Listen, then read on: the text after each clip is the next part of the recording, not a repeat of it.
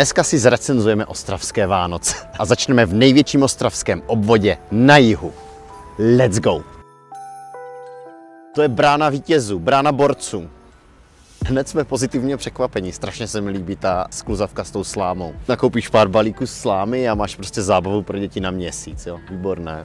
Ještě to trošku začíná, jsme tady trochu brzo, dneska je 1. prosince, takže úplně ještě se to tady nerozjelo na 150%. Některé věci se tu stánky chystají, začínají, píšou se ceny sympatické, ale co mi přijde jako zlepšení proti minule je třeba to, že tady pod tou jako střechou je vlastně kryté sezení s nějakými ohýnky, teplomety, takže ti bude teplo. Další pozitivum, na kterém jsme dneska narazili, je paradoxně nová pekárna, kde podle mě podporujeme sociální soudržnost, protože tam jsou stolky, dáte si tam kafe za přijatelných 60 kaček, no a sledujete ten ruch, jak si lidi kupují rohlíky, chleba a krosany. Mně je sympatické, že ty uděláš vlastně obyčejnou pekárnu a narveš tam věci strašně správně. Velké okna, takže všichni vidí dovnitř a lákají je ti zákazníci tam si jít nakoupit, protože tam vidíš řadu lidí. Já tam vidím důchodce prostě sedět a užívat si to, že jsou jako ve městě.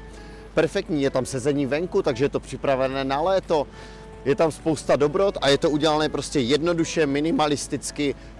Takhle jako by mělo vypadat víc obchodů v Ostravě. No je to tu lepší, než co si pamatuju z minulých let. Připadá mi to logičtěji rozvržené letos. To znamená to, že máte sezení tady, máte jakože podniky jako Fontánu, které se toho účastní, máte tu food trucky, takže větší výběr nějakého jídla a pití. Dobré za mě. Mně taky vždycky nejvíc chutnala krásná čerstvá ostravská travička. Mňam, mňam, mňam. Takže Vánoce na jihu bodujou kolotočem, vánočním kolem, Slámovou horou, velbloudy, oslíkem, kozama a lamou. Spousta stánků se skvělým punčem, svařákem a grogem, ale i nealko věcma, to, aby jsme nepodporovali alkoholismus v zemích českých. A pak samozřejmě jídlo od bramboráků přes hotdogy až po barbecue a hamburgery, všechno tady je. Betlém samozřejmě.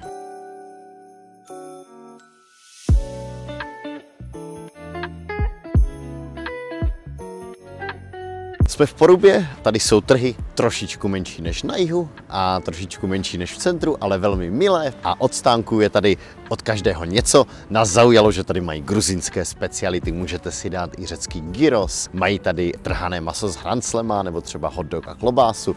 Takže jídla je tu na výběr dost. Co se týče kafe, tak v Porubě je kavárna Černá perla s italským kafem. Pro děti je v Porubě malinkatý kolotoč, takže super, můžete vzít i je.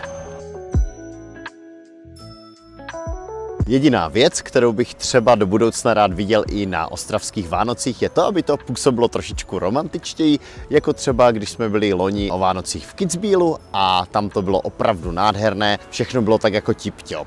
Ale ty prostě, když chceš mít ty Vánoce tak, jak je máš v Kitzbühelu nebo ve Vídni, tak prostě potřebuješ mít ten krásný kýč, nebo ten jako tradiční kýč. Tradiční je asi jako nejlepší slovo. Mně připadá, že my jako málo jdeme do jako hodně tradičně pěkných věcí a jako příliš moc se pouštíme do takových jako, ty prostě navezeš jak kdyby kolotočářské atrakce. Ale ty sami o sobě ti neudělají jako krásné estetické Vánoce, které tě chytnou za duši. Mě třeba v tom Kitzbühelu potěšilo to, že oni celé ty vánoční trhy vysypali vlastně tou dřevotřískou. To znamená, ty když si potom chodil, tak to je měkké, zároveň to působí příjemně a je to prostě jako levný nápad, jak to udělat prostě lepší. Nebo bych šel do kýče, který vidíme třeba ve slavném filmu Home Alone, Sám doma, kdy to má červeno, zeleno, žluté barvy a ten kýč je udělaný jako určitým směrem, který je vlastně očekávatelný. My se vlastně pořád dokola bavíme o tom, že město je o detailech. Opravdu musíš mít dotažené detaily a ty třeba přijdeš a máš hezké dřevěné boudečky, které jsou ověšené vánočníma ozdobama a větvičkama ze smrků, což působí hezky, ale pak si vezmeš ten punč nebo svařák a stoupneš si ke stolečku, který je vlastně obyčejný plastový. A to jsou jako detaily, které podle mě dělají strašně moc. Kdyby ten stoleček byl nějaký krásný, dřevěný, ladil s těma chaloupkama, které jsou okolo, tak by to působilo líp. Já třeba vidím, že tady na hlavní třídě je uzavřený ten kus cyklostezky, který právě vede přímo tady těmi stánky okolo těch trhů.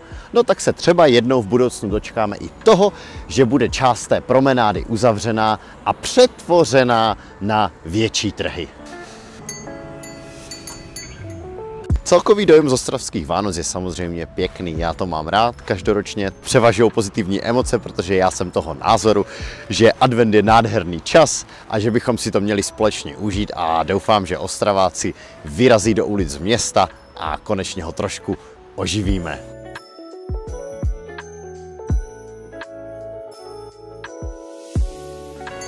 V Porubě zazvonil zvonec a my jdeme na trhy do centra. Takže jsme v centru. Centrum má jako jediné ze 3 obvodů Poruba jich centrum, betonové zátarasy, tak pojďme se podívat. Já si jdu dát sumčí hranolky s bylinkovou omáčkou. No, je to taková fajn tradice, sumčí hranolky, mají i kapří, 2 kila, není to žádná láce, ale tak holt ostravské Vánoce něco stojí, takže je to jak to je.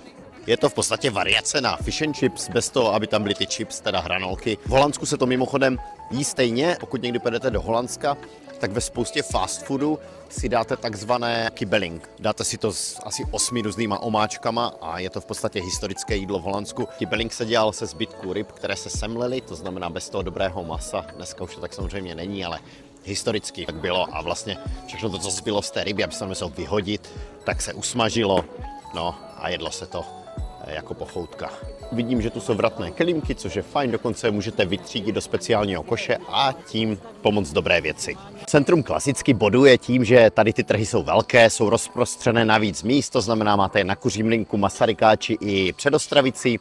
Mají kluziště, což je perfektní věc, i velké ruské kolo. Já bych chtěl letos fakt pochválit jich, tam mě hrozně zaujala ta skluzavka ze slámy, slámová pyramida, i to, že mají hodně sezení z teplomety, takže to fakt cením. V centru největší výhoda je to tady velké, takže si to tu fakt užijete. V Porubě je to zase takové komorní, milé, příjemné. Každopádně vás tímto zveme na ostravské Vánoce.